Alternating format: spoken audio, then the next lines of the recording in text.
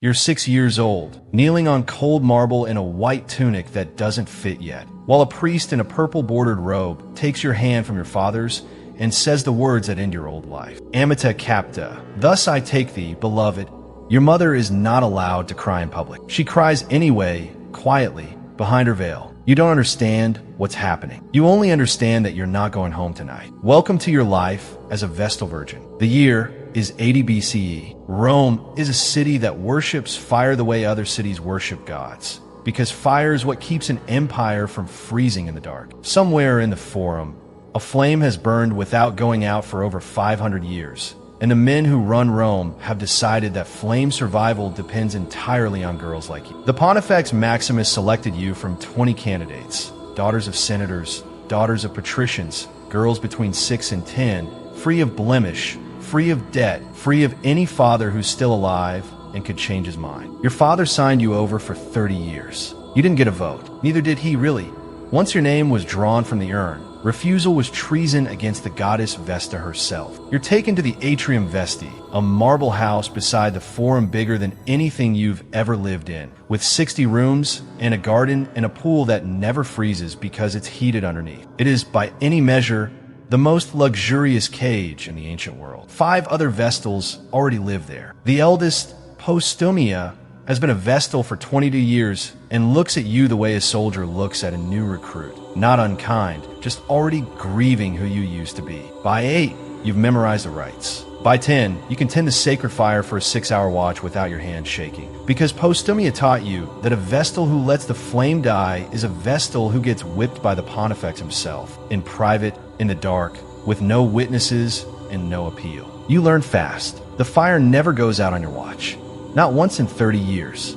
You also learn the calendar of your body before you fully understand your body. 10 years a student, 10 years performing the rites, 10 years training the next generation, 30 years total of one unbreakable vow, virginity. Not metaphorical, literal, inspected, legally binding virginity, the violation of which carries one sentence: being buried alive in an underground chamber with a loaf of bread and a lamp, so that the state can claim, technically, that it never killed a Vestal with its own hands. The earth did that. Rome just dug the hole. By 14, you understand the privileges too, because Rome is nothing if not a transaction. You can own property, the only women in the entire republic who can. You can write a will. You can testify in court without a male guardian vouching for you. You ride in a carriage through the streets, and when you pass, the crowds part and the lictors lower their fasces, an honor given to no one else but consuls. If a condemned man being marched to execution happens to cross your path by accident, the law frees him on the spot. Your touch reverses death sentences.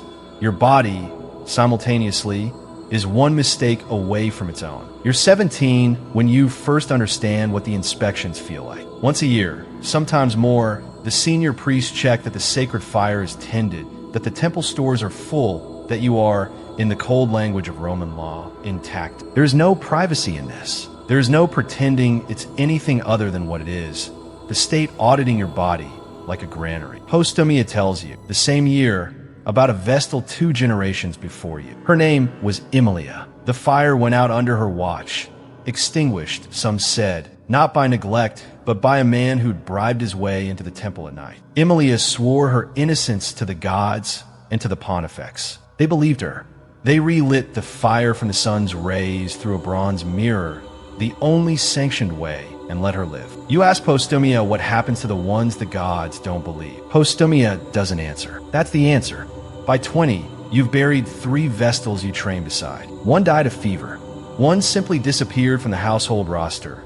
No explanation given, no funeral held, her name removed from the temple records as though she'd never tended a single flame. You ask where she went. Nobody answers that either. You learn not to ask twice. Your closest friend among the 6 is Licinia, sworn in the same year as you, daughter of a senator who fell from favor. You share a room for 4 years before the senior Vestals separate you, deliberately, because friendship that close is a liability. 2 girls who trust each other completely are 2 girls who might lie for each other completely. They don't say this. You feel it in how quickly the reassignment happens after they catch you laughing together past curfew. You're 26 when a man named Crassus, ambitious, married, twice your age, begins finding reasons to be near the temple. He brings gifts disguised as offerings to Vesta. He lingers after the public rites. Rome notice. Rome always notices. The rumor moves through the forum faster than the fire moves through kindling. The Vestal and the senator. You haven't touched him. You haven't wanted to. None of that matters once the accusation exists, because in Roman law, suspicion alone can trigger a trial. A trial for incestum, the crime of a Vestal's impurity, ends in one of two verdicts: acquittal or the pit. The Pontifex Maximus convenes the court. You stand before 15 priests in a chamber that smells of myrrh and old stone, and you recite the oath you've recited every year since you were 6. And this time your voice does not shake, because Postumia taught you that fear is a luxury a Vestal performs in private, never in public. Crassus, questioned separately, swears under oath that nothing occurred. His wife testifies that he was home each of the nights in question. It's a thin defense built on a senator's word, but a senator's word in Rome moves mountains.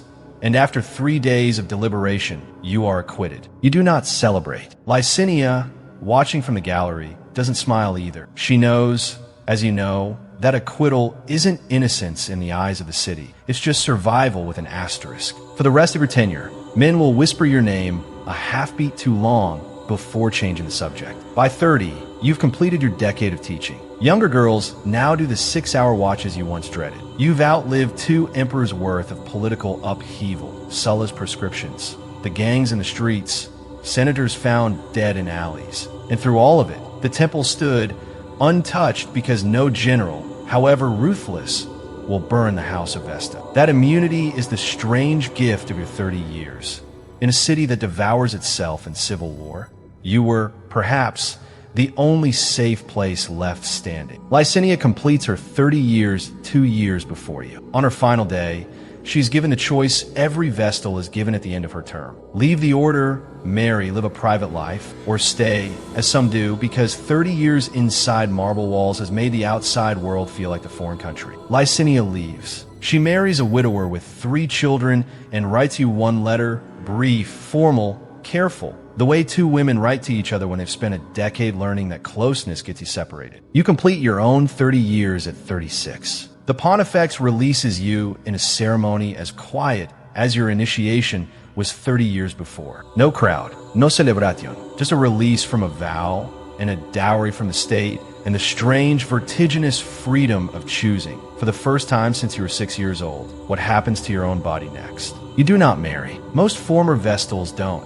Romans consider it bad luck, marrying a woman who spent 3 decades belonging to a goddess instead of a husband. You live alone, wealthy, untouchable, in a house near the forum. And on quiet evenings you can still hear, faintly through the walls of the city, the low murmur of the rites you once performed in the dark. The watch, the fire, the oath, the 30 years that asked everything of you and called an honor. You were the keeper of the flame that kept an empire from believing it was already dead. You were untouchable and unprotected in the same breath. You were Rome's proof that it still had something sacred left, even while it buried, in unmarked chambers beneath the city, every girl who proved otherwise. Click the card to watch your life as a Spartan mother next.